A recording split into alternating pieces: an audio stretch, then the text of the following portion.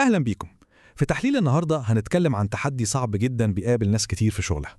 تحدي ممكن يحول بيئة العمل لحقل ألغام بالمعنى الحرفي.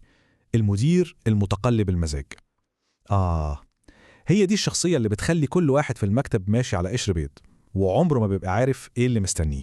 ويمكن أحسن وصف للمدير ده هو المقولة دي، بالظبط زي علبة الشوكولاتة. عمرك ما بتبقى عارف هيطلع لك إيه. النهاردة ممكن يكون يوم جميل وكله ضحك وإنجاز، وبكرة تلاقي شخص تاني خالص والدنيا مقلوبة وكل حاجة غلط في غلط. طيب عشان نعرف بقى نتعامل مع الشخصية دي ازاي، لازم الأول نفهمها. مين هو بالظبط المدير ده؟ وإيه اللي بيخليه يتصرف بالشكل ده؟ بص، ببساطة شديدة، المدير المزاجي ده هو اللي قراراته وتفاعلاته كلها مرتبطة بحالته النفسية في اليوم ده. مفيش نظام واضح، مفيش أهداف ثابتة، لا، المود بتاعه هو اللي بيحكم كل حاجة، هو القانون اللي بيمشي عليه المكتب كله. وهنا الصورة بتبقى أوضح بكتير. شوفوا الفرق عامل إزاي. في اليوم الكويس هتلاقي ضحك وهزار والموافقات بتتاخد في ثواني والكلام الإيجابي في كل حتة. لكن بقى في اليوم السيء الوضع بيتقلب 180 درجة، توتر، صمت رهيب، وكل واحد خايف يعمل أي غلطة لأن أصغر غلطة ممكن تتحول لكارثة.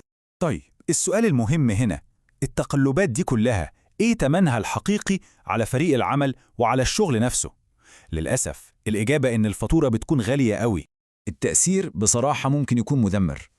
أول حاجة، الثقة بين الموظفين والمدير ده بتنهار تماماً.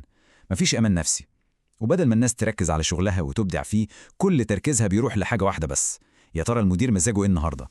فالخوف بيسيطر، الإبداع بيموت، والموظف نفسه بيبدأ يفقد الثقة في كل قرارات. وهنا بنوصل لأخطر نقطة. الشغل مبيبقاش مكان للإنتاج والتطور، لا، بيتحول لمكان للنجاة النفسية.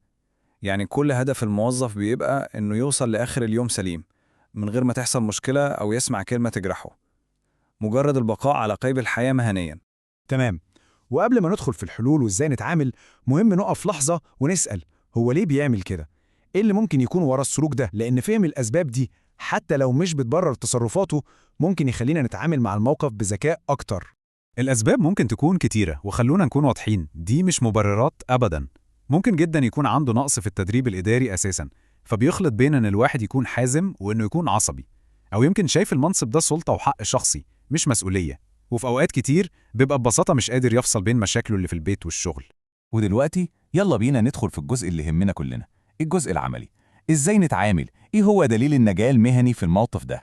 الاستراتيجية اللي هنتكلم فيها متقسمة ل5 خطوات عملية واضحة. أولاً الهدوء والموضوعية. ثانياً التوثيق. ثالثاً اختيار التوقيت المناسب. رابعاً تكثيف طريقة التواصل. وخامساً والأهم حماية الحدود النفسية. نبدأ بأول خطوة واللي يمكن تكون أصعب واحدة بس هي الأساس. لازم الواحد يبقى هادي وموضوعي. بمعنى إيه؟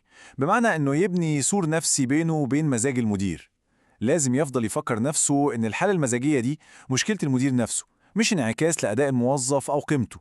يعني من الآخر ما ياخدش الموضوع بشكل شخصي.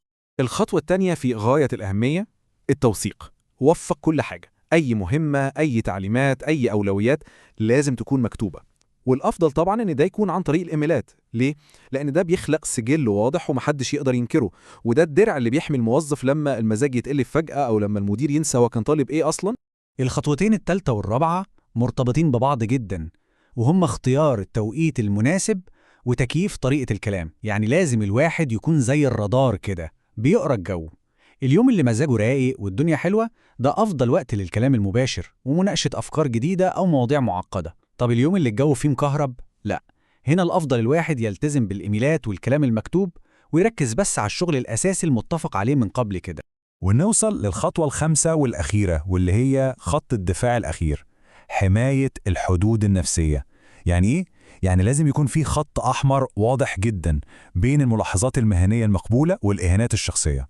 في فرق كبير بين التقرير ده محتاج شوية تركيز في التفاصيل وده نقد مقبول، وبين هو مفيش فايدة فيك وده هجوم شخصي ما ينفعش يتقبل. وفي الآخر وبعد ما شفنا كل ده، مهم قوي نقف وقفة ونحط خط فاصل وواضح بين اللي بيحصل ده وبين القيادة الحقيقية. في فرق شاسع بين الإدارة بالمزاج والقيادة اللي أي فريق عمل يستحقها. الفرق جوهري فعلا.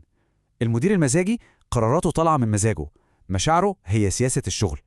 لكن القائد الحقيقي لا، قراراته طالعة من نظام ومبادئ، والسياسة دي بتطبق على الكل بعدل. الأولاني ممكن يكون بيبني في يوم وبيهد كل اللي بناه في اليوم اللي بعده، لكن التاني بيبني فريقه كل يوم وبيكبر بيهم وهم بيكبروا معاه. وده بيسيبنا مع سؤال مهم لازم كلنا نفكر فيه. لما مزاج شخص واحد هو اللي يتحول لسياسة شركة، مين اللي بيدفع الثمن في النهاية؟ هل هو الموظف بس؟ ولا الفريق كله؟ ولا يمكن الشركة نفسها هي اللي بتخسر في الآخر؟